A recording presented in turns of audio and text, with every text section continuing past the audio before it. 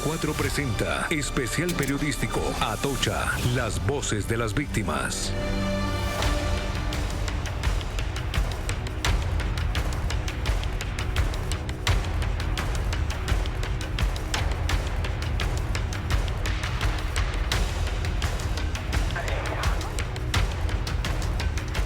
Increíble de verdad, pero vamos, que contarlo no es comparable a verlo.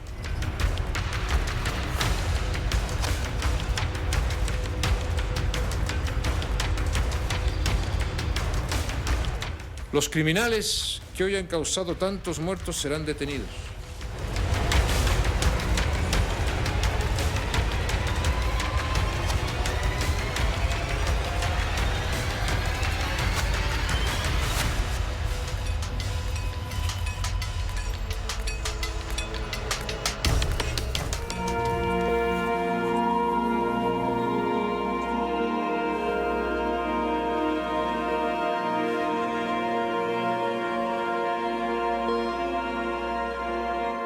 Vi de todo, vi gente con piernas cortadas, pues, gente que no le había pasado nada y estaba muerta.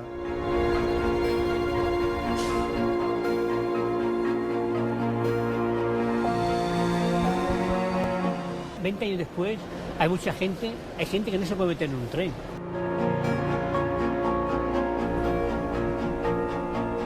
El recuerdo siempre va a estar ahí porque nunca olvidas a tu persona querida.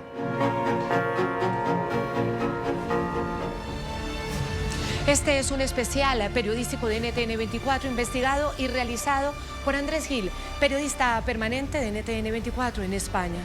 Soy Claudia Gurizati, directora de este canal internacional de noticias. Gracias por acompañarnos. Hace 20 años España fue el blanco del peor atentado terrorista en la historia de Europa. El 11 de marzo del 2004 la sociedad española fue estremecida por el horror de los ataques yihadistas de Al-Qaeda contra la red de trenes urbanos que repletos de pasajeros viajaban desde Alcalá de Henares hasta la estación de Atocha en Madrid. 191 personas fueron brutalmente asesinadas en la mañana de aquel jueves. Los atentados de Atocha no solamente golpearon profundamente, sino que también dividieron a la sociedad española. El gobierno de entonces, del presidente José María Aznar, del Partido Popular, señaló de manera equivocada a la banda terrorista ETA como responsable de los ataques. Las explosiones ocurrieron 3 días antes de las elecciones generales en España y el ganador fue el Partido Socialista con José Luis Rodríguez Zapatero. Bienvenidos a este especial periodístico de NTN24. A partir de este momento los invitamos al más riguroso recuento de estos ataques que sacudieron a España hace 2 décadas, de la mano de las víctimas, escuchando sus relatos y estando muy cercanos a su dolor. Les ofrecemos el resultado de varios meses de realización e investigación periodística, disponible además en ntn24.com. A continuación, ustedes verán los duros testimonios de sobrevivientes que aún no se explican cómo lograron salir de los trenes desplazados por las bombas. Y hablaremos también con familiares que todavía no hayan consuelo por la muerte de sus seres más amados. Revisaremos las opiniones de prestigiosos catedráticos que han adelantado brillantes estudios sociales sobre el fenómeno del terrorismo yihadista y su impacto en Occidente. Esto es 11M, Atocha, Voces de las Víctimas, programa especial de NTN24 realizado por Andrés Gil. Empezamos.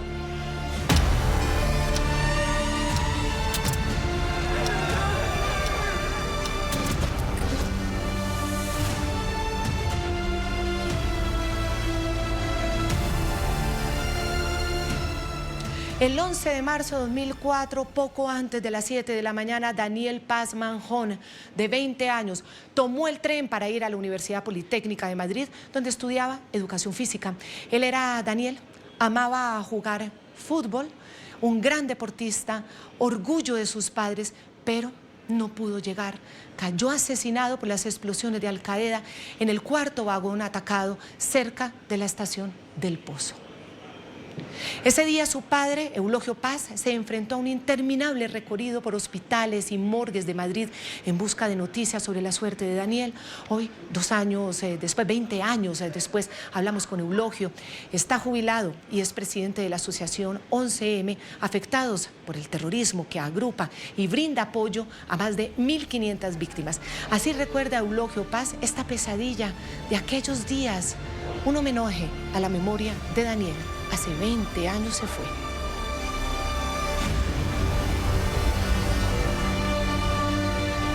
Bueno, pues Daniel tenía 20 años, él era estudiante de Ciencias de la Educación Física y el Deporte, era su segundo año, y bueno, lo que recuerdo de aquel momento pues es muy amplio, claro, pues yo estaba en mi trabajo, recibí una llamada en la mesa de al lado de mi trabajo, era la mujer de un compañero mío que me preguntaba si había llegado él, su marido. Le dije que no, me dijo que estaba preocupada porque había habido unas explosiones en Atocha. Yo trabajaba cerca de Atocha y entré en internet, vi la trayectoria de los trenes, supuse que Daniel estaba en esa trayectoria de los trenes y bueno, pues llamé a su móvil, no lo cogía, llamé a su madre también estaba ya al tanto en alerta y ya le había llamado y tampoco lo cogía.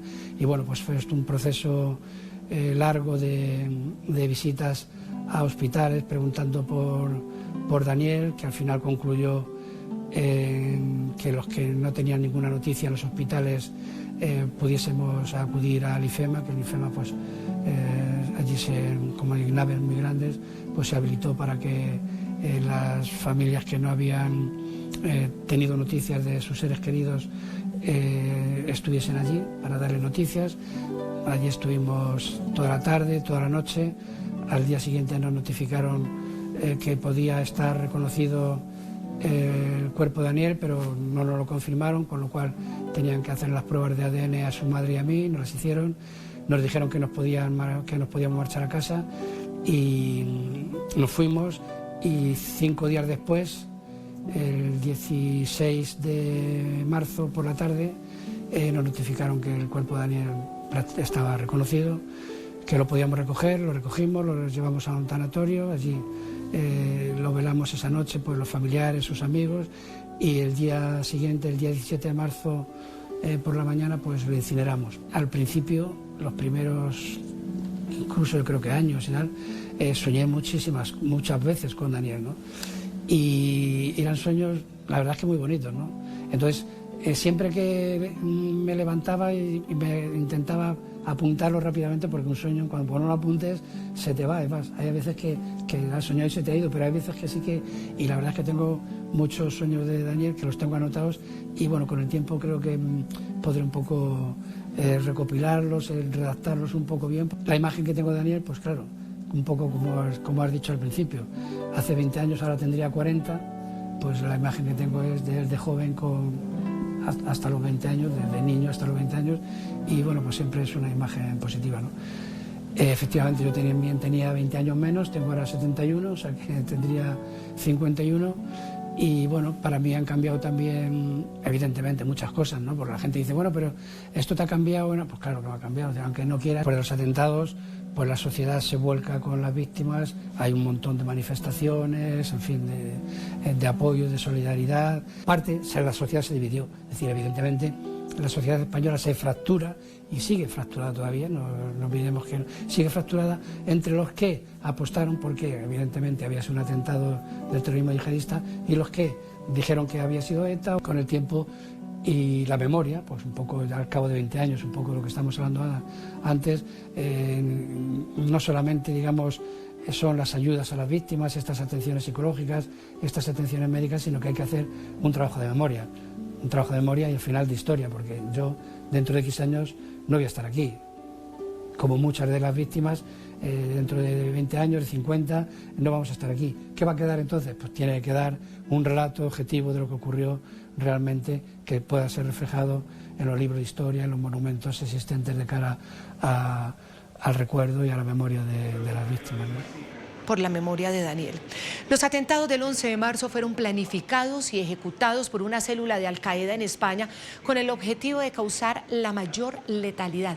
Miren ustedes acá, son 192 personas asesinadas, la más alta cifra de muerte por un ataque terrorista en Europa.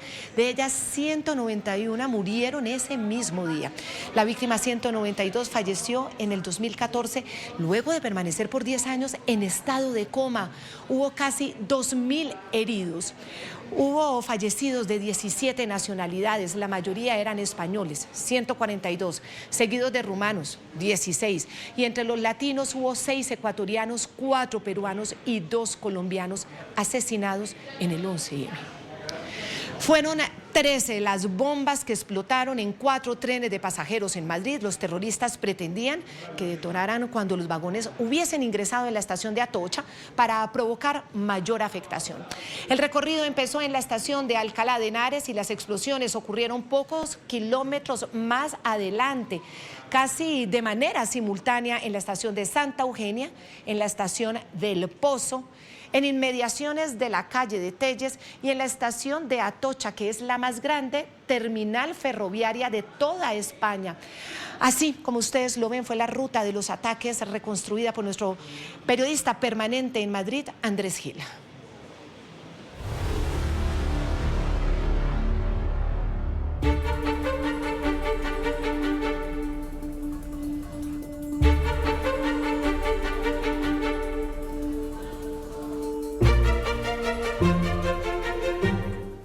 Madrid, 11 de marzo del año 2004, 7:05 de la mañana. A esta hora, hace 20 años, empezaba aquí, en la estación de Alcalá de Henares, el fatídico recorrido.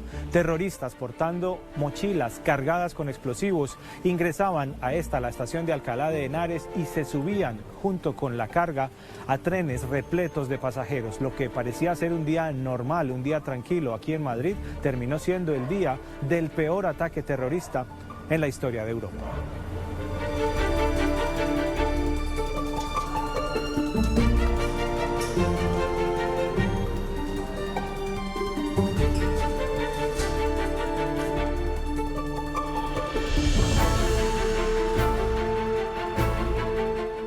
Cinco minutos después de haber partido de la estación de Alcalá de Henares, empezaron a bajarse los terroristas. Ya habían dejado las bombas instaladas debajo de estos asientos y se subían cientos y cientos de pasajeros que iban hacia el centro, iban hacia Atocha y no sabían el fatal destino que les esperaba a muchos de ellos. Bueno, la decisión de atentar en España se tomó en diciembre del año 2001, después de que la célula que Al-Qaeda tenía en España, que era una célula muy extensa y muy importante, fuera desmantelada en la operación Dátil, que fue el golpe mayor que recibió Al-Qaeda en Europa Occidental después del 11 de septiembre.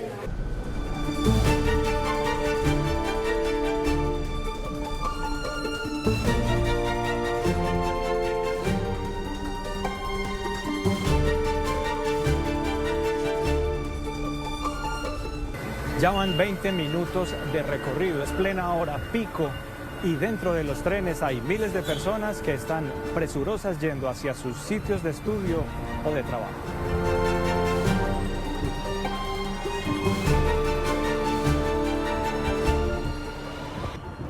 Son las 7:38 de la mañana. Esta es la estación de Santa Eugenia, uno de los 4 puntos donde ocurrieron las explosiones. Aquí un coche, un vagón, fue detonado por parte de los terroristas de Al-Qaeda y los vecinos de este barrio, del barrio de Santa Eugenia, fueron de los más afectados por esa detonación. Luego de este sitio, continuaron los trenes y continuaron también los ataques terroristas de aquel jueves, 11 de marzo del 2004. Es decir, que los atentados del 11 de marzo se prepararon por venganza y se ejecutaron por venganza añadida a la venganza.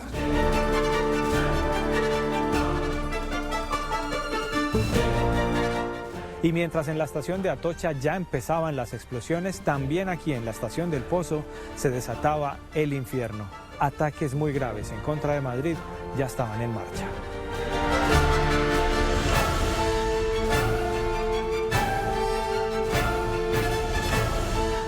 En esta, la estación del Pozo, ocurrieron 2 explosiones. Eran las 7:38 de la mañana. Un tercer artefacto que no alcanzó a ser detonado quedó abandonado sobre la plataforma de pasajeros y fue neutralizado posteriormente por efectivos antiexplosivos de la policía española. El caos ya empezaba a reinar en casi todo Madrid.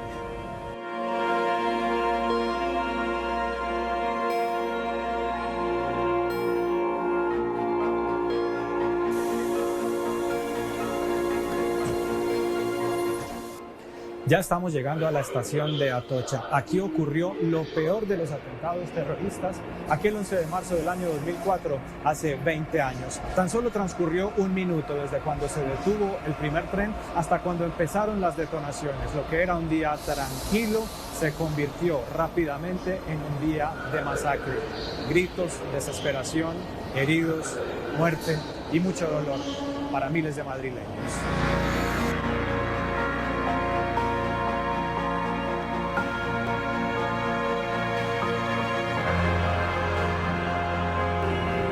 Por la brutalidad de las explosiones, los trenes quedaron convertidos prácticamente en latas retorcidas. Eran las 7:37 de la mañana aquí en la estación de Atocha. Rápidamente empezaron a llegar los organismos de socorro, los bomberos, las ambulancias. Rápidamente crecía una tragedia aquí en Madrid.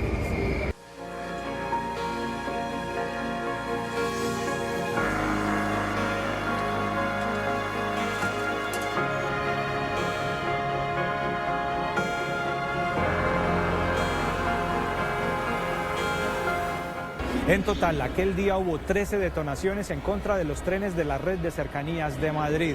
El plan terrorista de Al-Qaeda buscaba que todas las detonaciones ocurrieran cuando los trenes hubiesen ingresado aquí, a la estación de Atocha. Pero algunas de esas detonaciones tuvieron lugar fuera, sobre la calle de Telles.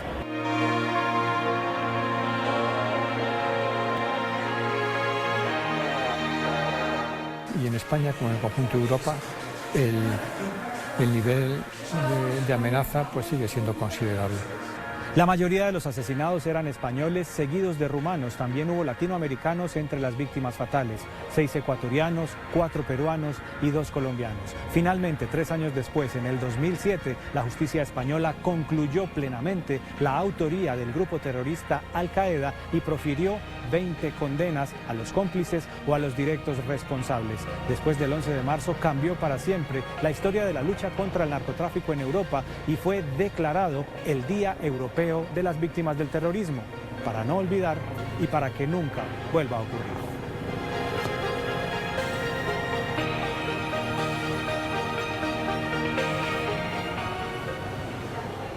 Para no olvidar, como dice Andrés Gil. Contrario a lo que venía ocurriendo por aquella época en varios países del mundo occidental, los atentados de España en 2004 no fueron de carácter suicida. ¿Cuál fue la explicación desde la estación de Atocha? Andrés, usted habló en Madrid con expertos, académicos y analistas. ¿Qué fue lo que le dijeron? Sí, un cordial saludo. Originamos a esta hora desde la estación de trenes de Atocha, aquí en Madrid. La evidencia que pudo recolectar la policía durante los días y las semanas posteriores a los atentados del 11 de marzo del año 2004, en cartas, en escritos, en comunicaciones interceptadas, sí se ponía en evidencia que la célula terrorista que cometió estos atentados tenía intención y tenía perfiles suicidas. Sin embargo, que habían dejado esa determinación, la determinación de inmolarse en medio de un ataque para después. De la misma manera, eso concluyen los investigadores sociales y académicos consultados por nosotros.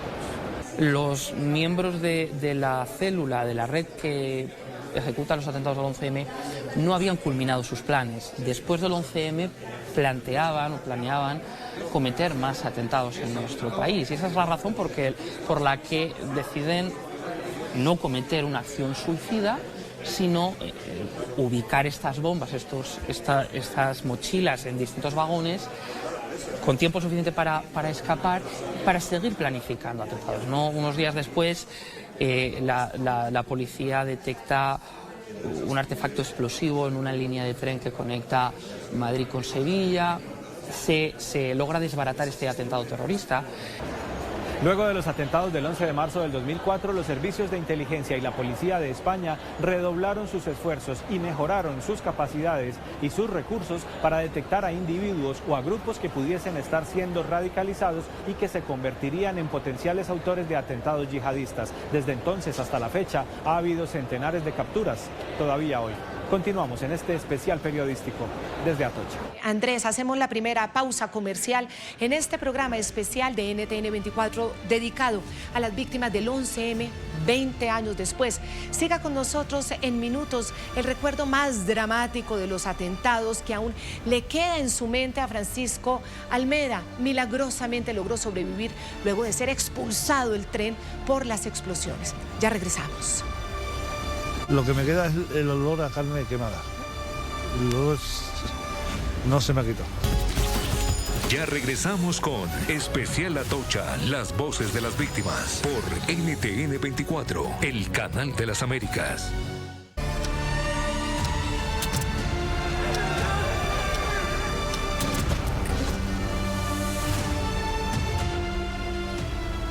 Gracias por seguir con nosotros. Estamos en el especial periodístico de NTN 24, 11M, Voces de las Víctimas.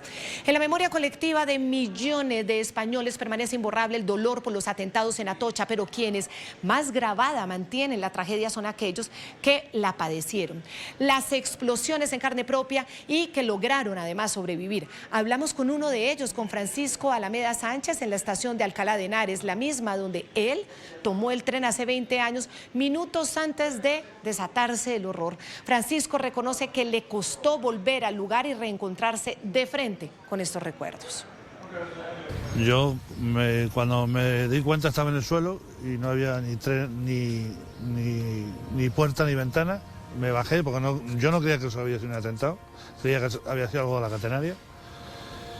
Y cuando me di cuenta no tenía las gafas y me subía por las gafas, me las puse, claro, sabiendo que estaba un poco torcida, y luego me quedé ayudando allá a la gente, porque lo mío me dolía mucho los oídos, pero nada más.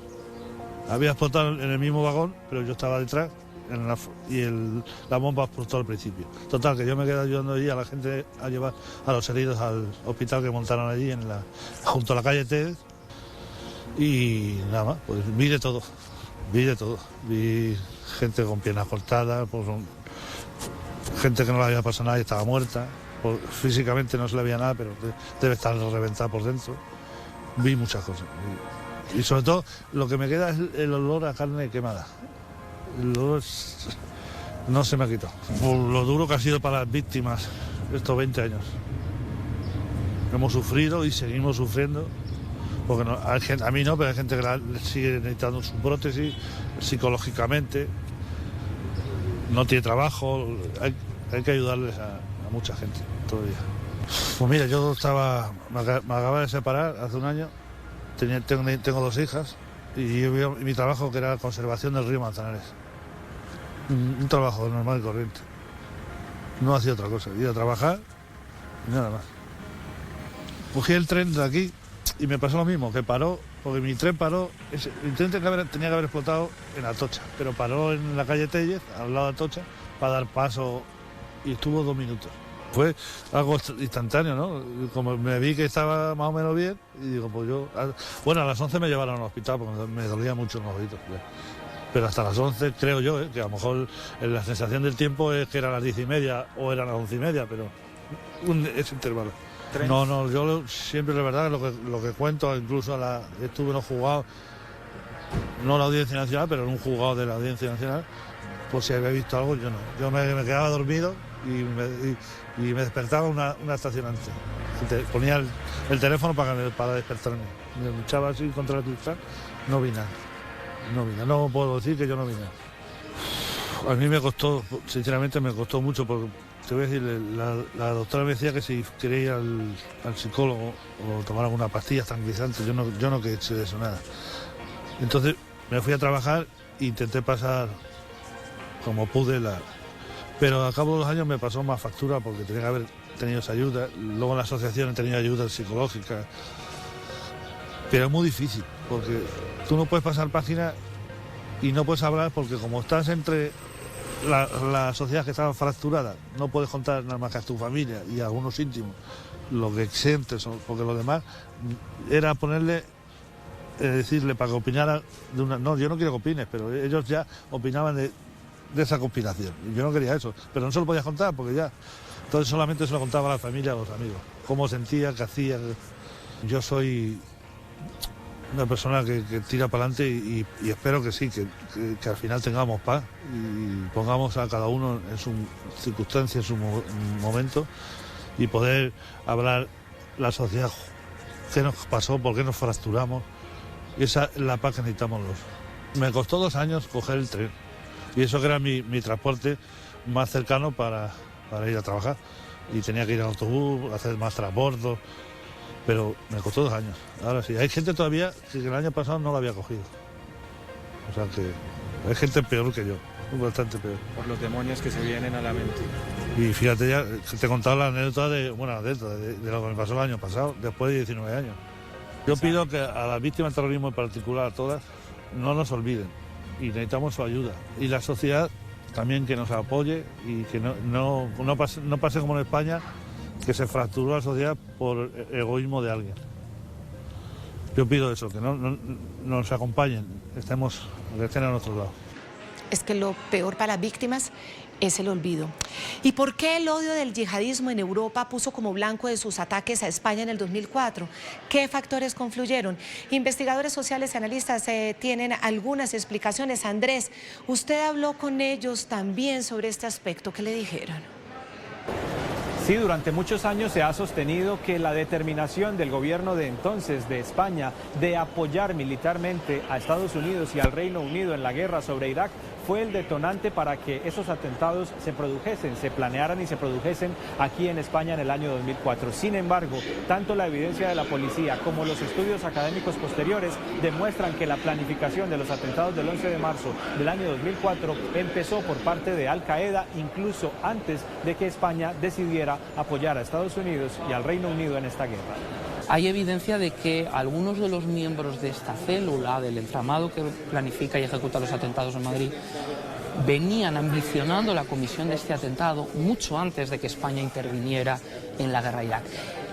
El conflicto sirve de pretexto, añade o refuerza la narrativa de que España es un objetivo legítimo de la yihad, pero no parece ser la causa inicial de los atentados.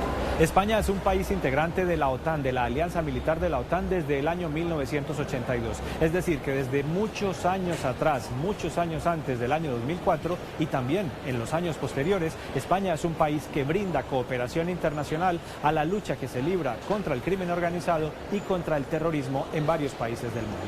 Continuamos en este especial periodístico. Andrés, sí, es momento de una segunda pausa comercial, pero en este programa especial dedicado a las víctimas del 11M ya volvemos. Sigan con nosotros en minutos. La historia de Ángel Casado, un empleado bancario que sobrevivió a los ataques y que tras esa espantosa experiencia ya no le teme a la muerte. Ya volvemos. Ven así porque te digo, que en vez de meterme en un vagón me metí en otro. Que estoy vivo porque me metí en el vagón de la izquierda. Que si me meto en el vagón de la derecha, no estaría aquí ahora mismo. Estaría en otro mundo. Ya regresamos con Especial Atocha, las voces de las víctimas, por NTN 24, el canal de las Américas.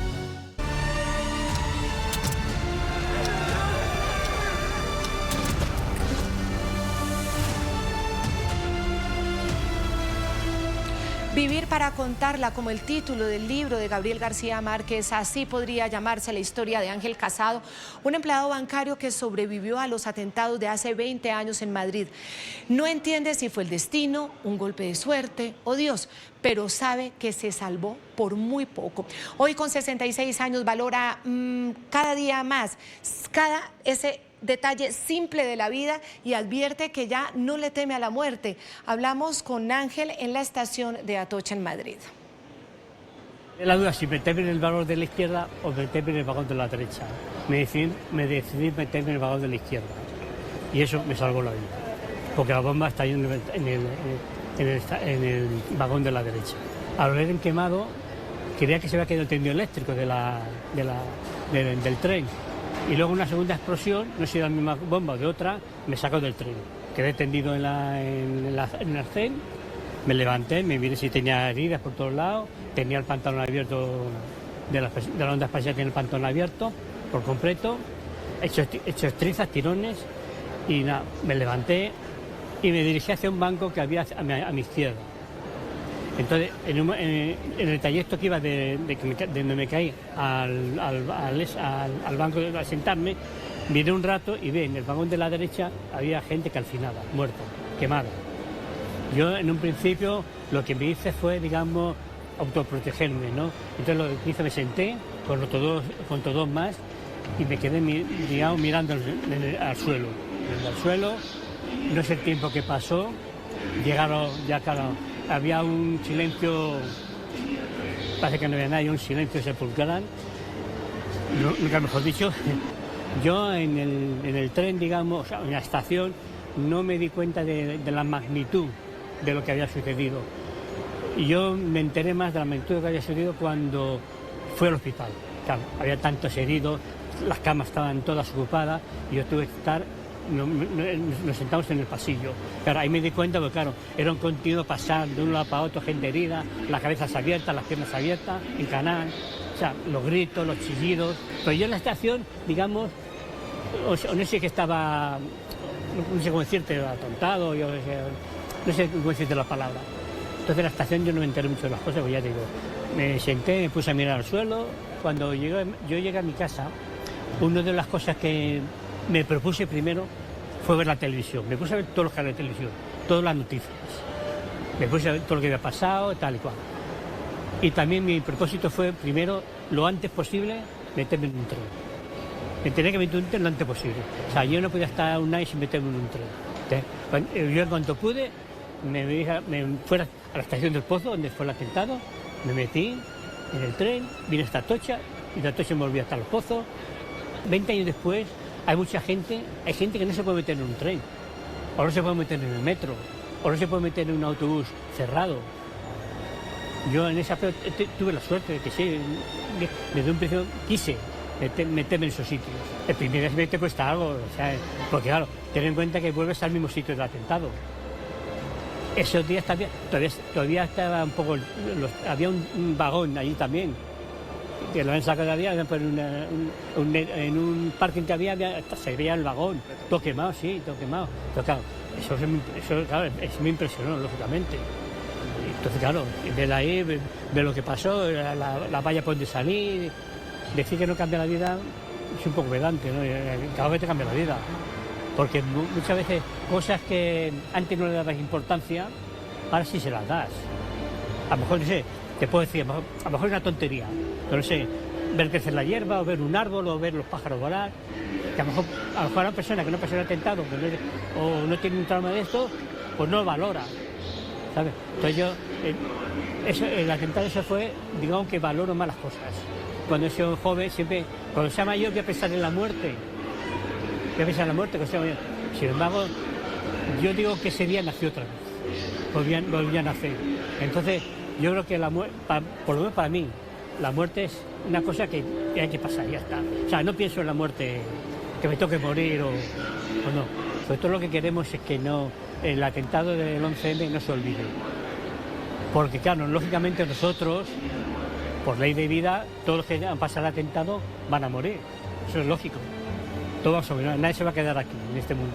Entonces, lo que nosotros queremos es que esto no se olvide, que se estudie en las escuelas, que se estudie en la universidad, que se sepa la verdad. Yo lo que pido es muchas veces comprensión. Es comprensión hacia la víctima, empatía hacia la víctima, de donde sea, del país que sea, de la ciudad que sea. Porque lo mismo que nos pasa a nosotros le puede pasar a cualquier otra persona. A cualquier país, a cualquier sitio. O sea, no hay ningún país que esté exento de un atentado. Porque hay gente muy radical en todos los sitios. Que este atentado no se olvide, dicen las víctimas. Este lunes 11 de marzo, con motivo de los 20 años de los ataques del 2004 en España y otros países de Europa, habrá homenajes y ceremonias para recordar a las víctimas. ¿Qué está previsto, Andrés? Desde los días previos a la conmemoración de este 11 de marzo, pero con motivo de los homenajes a las familias, a las víctimas, los reyes de España, Felipe VI y su esposa doña Leticia, habían acudido exactamente el día jueves a un concierto que se realizó en el Teatro Nacional, en el Auditorio Nacional, aquí en Madrid. Luego está previsto también que los reyes acudan este lunes 11 de marzo a los actos oficiales institucionales para recordar a las víctimas, para rendirles un homenaje con motivo del Día Europeo de las Víctimas, que fue declarado luego de los atentados del 11 de marzo del año 2004. Así como la corona, la Casa Real, también el gobierno español tiene previsto participar a través de algunos de sus ministros en los actos organizados por las víctimas, actos que tendrán lugar en varios puntos de Madrid y de España para recordar a las personas que fallecieron. Las víctimas también están organizando y realizarán actividades relacionadas con la cultura, exposiciones de arte, exposiciones de obras teatrales, exposiciones de películas, de documentales para mantener viva la memoria. Y los gobiernos regionales y municipales en Madrid y en otras zonas de España también tienen prevista la realización de minutos de silencio, así como la inauguración o remodelación de monumentos para recordar a quienes partieron aquel 11 de marzo del año 2004. Y es lo que están pidiendo las víctimas, Andrés. Llegamos ahora a nuestra última pausa para comerciales. Los invitamos en minutos a la parte final de este especial periodístico en NTN 24. 11M, Atocha, Voces de las Víctimas. Cuando regresemos, el desgarrador relato de Montserrat Soler Iniesta, hermana de Susana, una madre de familia de 47 años asesinada en los ataques yihadistas. Ya volvemos. Fue arrebatada tan bruscamente y de esa manera tan terrible, por una culpa de una terrible guerra en la que nunca debimos entrar, por unos asesinos que, bueno, como dice mi sobrino, no quieren a nadie. Ya regresamos con Especial Atocha, las voces de las víctimas, por NTN 24, el canal de las Américas.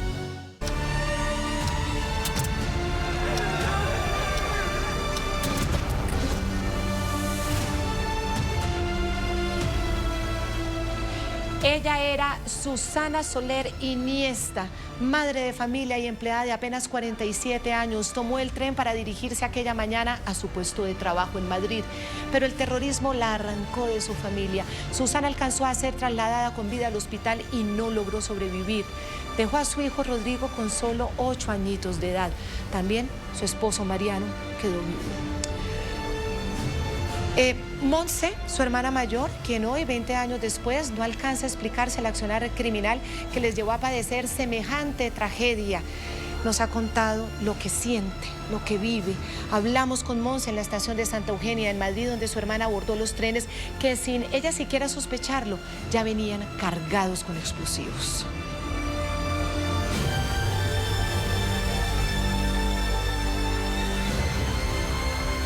Pues era mi hermana.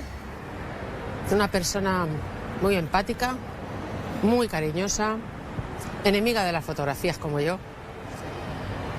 amante de su familia, y era además la memoria de la familia, en el sentido de que cualquier fecha importante de la familia, ella la tenía en la cabeza.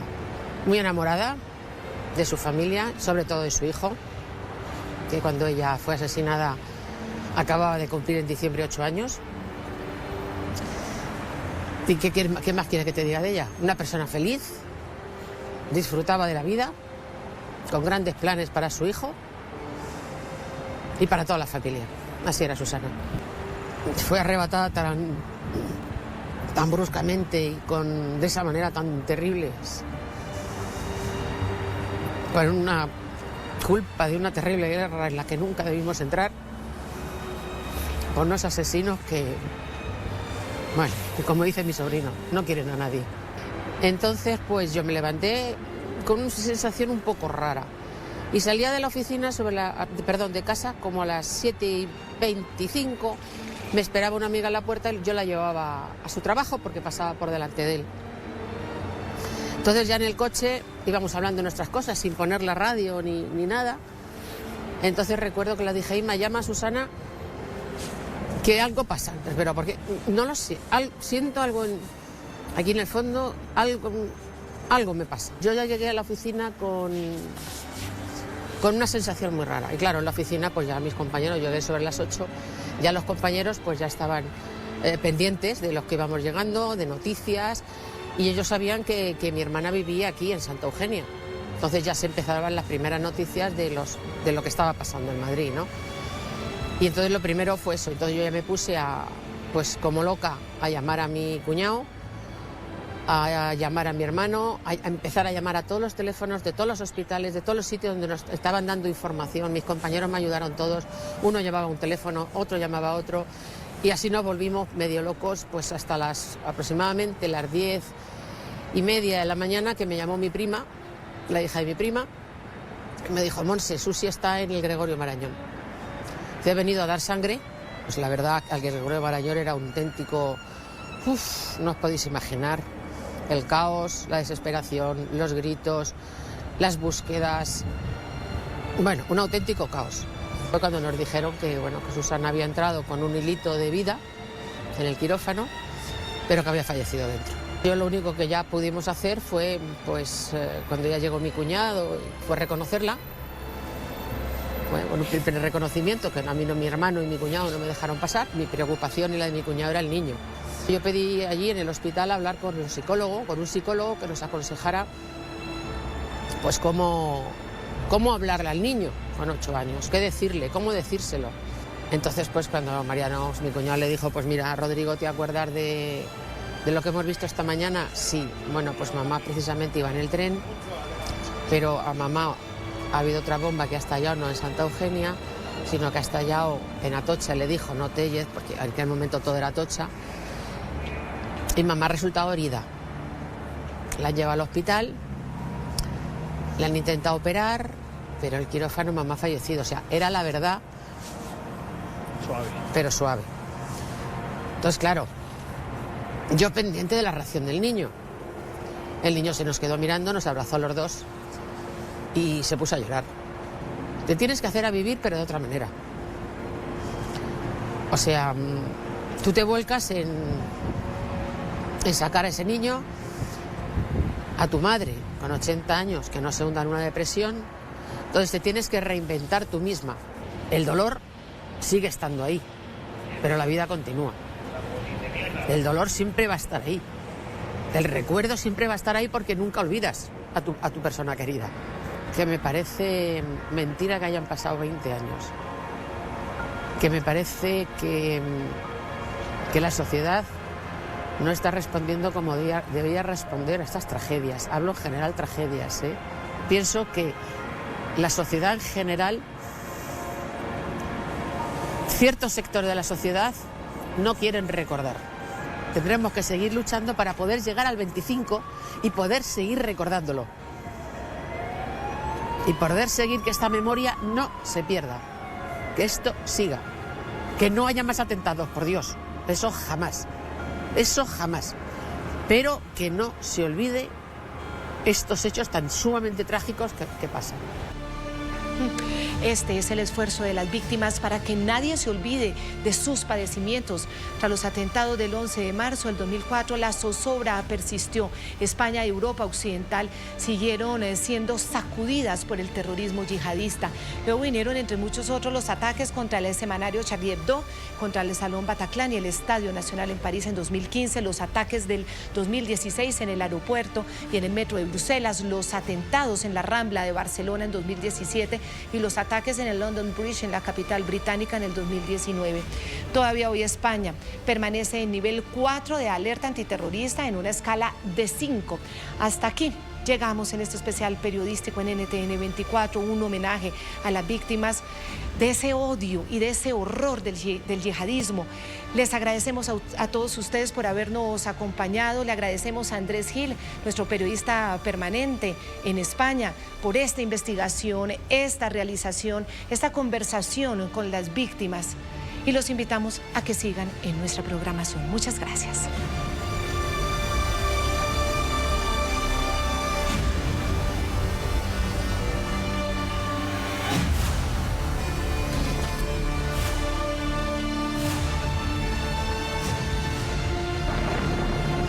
NTN 24 presenta especial periodístico Atocha, las voces de las víctimas.